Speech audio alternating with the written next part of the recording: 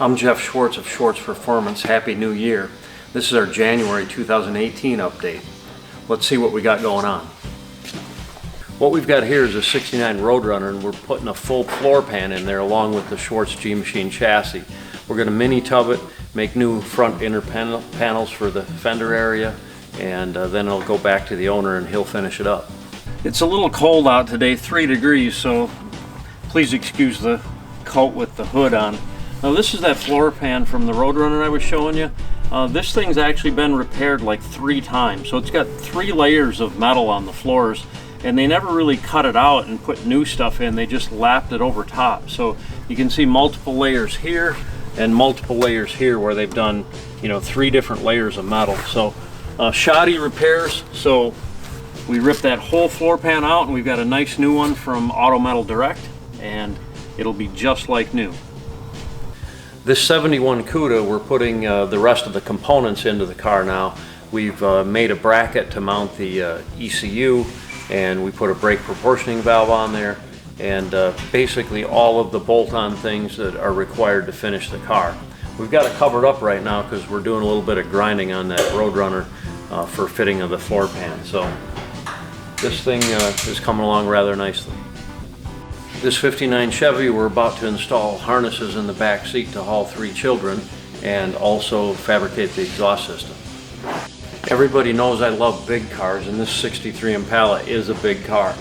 This one here's got the LS3, the Schwartz G-Machine chassis, and we just leather wrapped the dash pad and also installed the headliner. So we can go forward on getting glass in and finish assembling the interior. The 70 Buick Skylark, we're fabricating the exhaust system right now, and we've got the stainless fuel tank mocked up in here. We generally fabricate our exhaust out of 3-inch mandrel bend stainless. It's all TIG welded and purged with argon, and then we like to cut the tailpipes relatively flush with the back of the car so they almost disappear. Over here we've got another G-body in production. This one's an 84 Monte Carlo chassis. And over here we've got our full frame for unibody cars, a 74 Nova chassis getting welded up. The Raybestos 53 truck is coming along rather nicely. We've got our serpentine on here, and we're doing all the work on the front end before putting the sheet metal on here. This thing is debuting at the Keystone show in Texas a month from now, so we got a lot of work to do. Inside here we've got the TMI interior as well as the Flaming River column and steering wheel. This thing is really comfortable, and I really like how this seat turns out. TMI, they got some really nice stuff. Back here we've got our stainless steel tank from Rock Valley. We've got our fuel line mocked up. We still need to put the bed on here, and then we've got a couple of P-clips that fasten to the cross member of the bed to secure it. We've got our stainless steel mandrel vent exhaust system on here. We've got MagnaFlow mufflers, and we've got some SLP resonators on the back. Our Moser 9-inch housing, and an aluminum third member. Looking pretty sweet. I can't wait to drive this thing.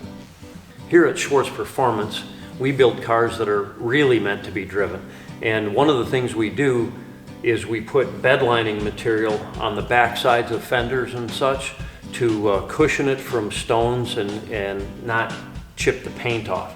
So we've got black bed liner material on the inner fenders here for the Raybestos Truck, and on these older vehicles where they have just the exposed fender adjacent to the tire, rocks and pebbles and things can actually come up and do like a star crack on the opposite side of the paint. So they'll actually dent the metal from this side, cracking the paint on the opposite side. So you don't want that to happen, so this gives it a little bit of a cushion, and this is pretty common on all of the builds we do here at Schwartz Performance. This is our air intake tube for the Raybestos 53 truck. As you can see, we've welded in a stainless steel pad for mounting of the mass airflow sensor. So this just drops in there. You just have to make sure you got the arrow go in the right direction of the airflow. So that'll drop right in there and bolt on. The GM kit generally comes with a little piece of aluminum, but it's hard to attach that to a steel tube.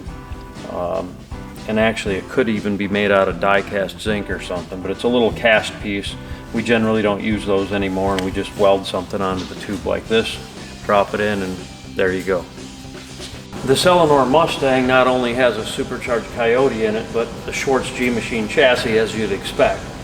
We're in the process of mocking up all the AC components. You can see we've got those mounted here, along with the heat exchanger for the supercharger. Down here we've got a pump for the heat exchanger and the supercharger intercooling system.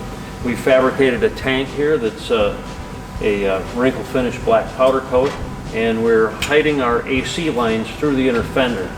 These will get a bracket that'll hold everything up nice and tight to the top part of the fender, so we won't have any tire rubbing issues or anything.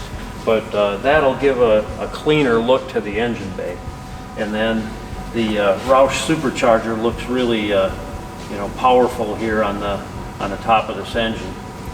This thing should put out about 650 horse or thereabouts. So pretty excited about this one. And we've got a metal hood on here from Dynacorn. We're reworking the scoop opening a little bit to give it a cleaner look. And we've got some metal reproduction fenders from Dynacorn that are going on here. And we'll be fabricating metal ground effects to blend into the existing ground effects there.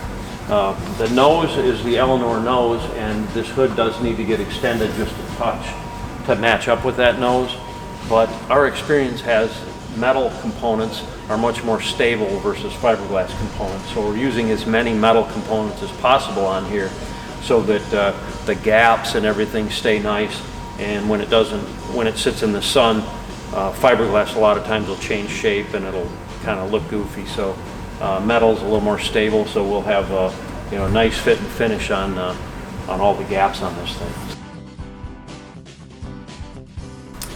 We're also in the process of revamping our chassis assembly area, and we're adding two new two-post lifts, which are sitting right here in front of me. Dale Innes is going to come in next week and install these for us, so we'll have even more capacity to build dream cars.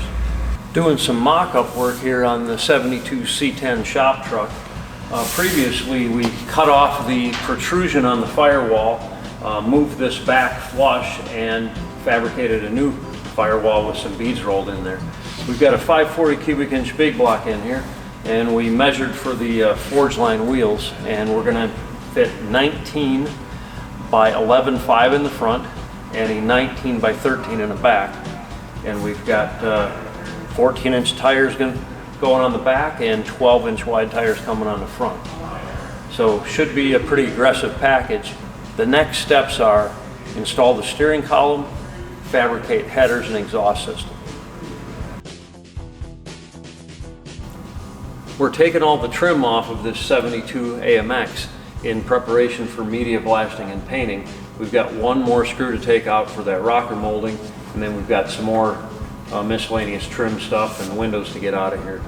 This car was Trans Am red. This is original paint. It came from New Mexico, and it should be a pretty fun car. It's getting a 401 AMC engine, which is already put together with Indy cylinder heads and some tricks inside. So it should be an exciting machine, and I love oddball stuff.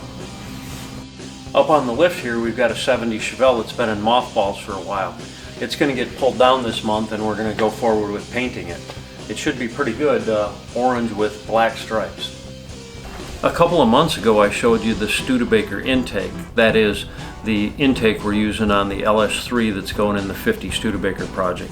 And our idea is to disguise that engine to look more like a factory Studebaker V8, even though it's an LS. So I went over the air cleaner that we're going to be using and the carbureted style intake with the drive-by-wire throttle body turned vertically, and how we were going to adapt that to the air cleaner.